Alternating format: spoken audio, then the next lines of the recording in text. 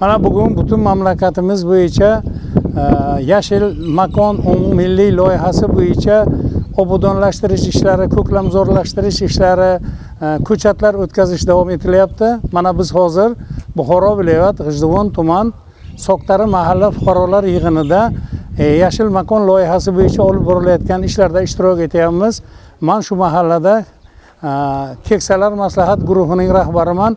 Mana hozirgacha mahallamizda 580 tup mevali va manzarali ko'chatlar ekildi.